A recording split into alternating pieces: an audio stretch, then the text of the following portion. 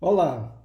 Nesse vídeo eu gostaria de falar sobre um texto que saiu na Folha de São Paulo de um teólogo chamado aqui de David Thomas, né, do professor de teologia da Universidade de Otago, na Nova Zelândia.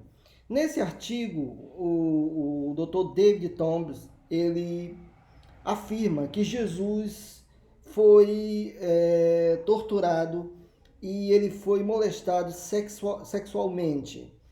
Ele então defende a sua tese, ele coloca o texto de Marcos de uma forma muito especulativa e com base nas torturas da América Latina que ele estudou, de ditadores e das ditaduras, ele afirma então que Jesus possivelmente foi torturado quando estava diante dos soldados romanos. E antes de refutar o Dr. David Thomas, eu gostaria de dizer que muitas vezes o título de teólogo para alguns desses estudiosos não significa que eles partem da Bíblia, que eles conhecem a Bíblia. Muitas vezes esses teólogos são doutores em teologia, eles são doutores com base em temas simplesmente que passam por aspectos religiosos. Por exemplo, teólogos que são doutores em teologia porque fizeram suas teses na teologia de fulano de tal, na teologia da libertação, como ele mesmo fez pesquisas nisso. Teólogos que pesquisam um aspecto social, mas esses teólogos, eles não conhecem Bíblia, eles não conhecem Bíblia, e muito menos eles partem de uma exegese. E se eles não conhecem a Bíblia, com certeza eles não conhecem a Deus, né? Então fica aqui a minha dica para quando vocês ouvirem teólogo tal, teólogo falou isso, aquilo, né? Só bobagem, né? Partindo da cabeça deles, né? Mas esse teólogo, ele colocou um texto de Marcos, que nós vamos falar sobre isso. O Dr. David Thomas esquece que o contexto da América Latina não tem nada a ver com o contexto quando Jesus estava sendo torturado. Precisamos saber que a morte de cruz, no contexto da época, era algo terrível, tanto para romanos como para judeus. Todos os dois povos tentaram se livrar de alguma forma desse tipo de morte. Os romanos, com a chamada cidadania romana, foi feito então um trato da época que todo cidadão romano não poderia morrer na cruz. E por causa disso, muitos até chegaram a comprar o título de cidadania romana, mesmo não sendo romano, como foi o caso do apóstolo Paulo e muitos outros, que por não serem romanos, eles compravam o título de cidadania romana e por isso eles teriam o privilégio de não morrer na cruz, se alguma coisa acontecesse com eles, ou apelar ao imperador, né? Que poucos iam ao imperador, eram sentenciados ali pelos governadores e tetrarcas da época. Os romanos então tentaram se livrar da morte da cruz dessa forma. Os judeus, eles tentaram, que eram um povo escravizado, subjugado, mas eles fizeram um trato com Roma para que, se algum judeu morresse na cruz, eles tivessem o privilégio de serem amenizados com um tipo de analgésico da época que colocavam na boca. Por isso que eles colocaram aquela esponja, a esponja na boca de Jesus, né, vinagre, um tipo de vinagre da época, para que ele houvesse amenizasse a dor e também tivesse um soldado pronto ali para proteger, né, o judeu. Então havia um trato. Os judeus, eles fizeram um trato exatamente disso, né? Caso um judeu morresse.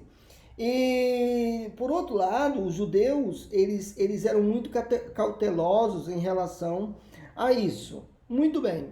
Dentro desse contexto, nós poderíamos pensar que jamais os judeus deixariam que outro judeu fosse,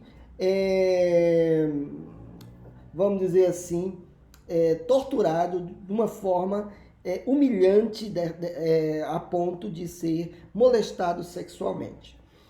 No entanto, vamos também ver o texto bíblico. O que diz o texto bíblico?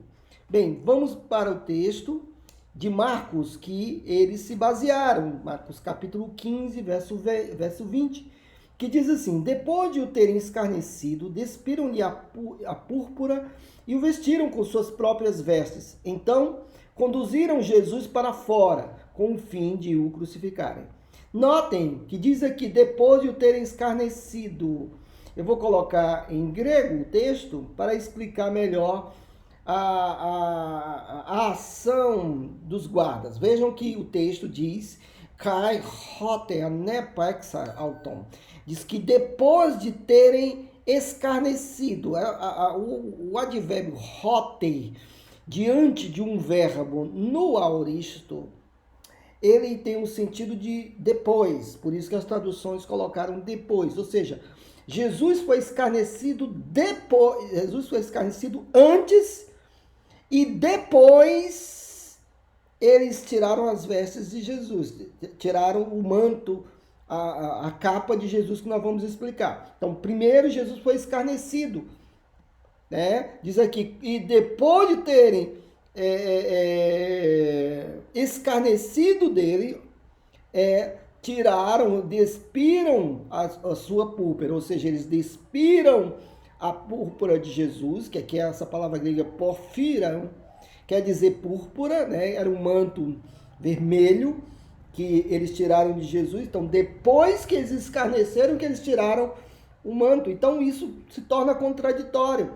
Seria impossível o autor dizer que Jesus foi escarnecido sexualmente sem tirar as vestes. Então foi depois que eles tiraram o manto de Jesus, depois que eles escarneceram, que o texto deixa claro como foi que eles escarneceram. Colocaram a coroa de espinhos, diziam, salve rei dos judeus, salvasse muitos, por que não salva a ti mesmo?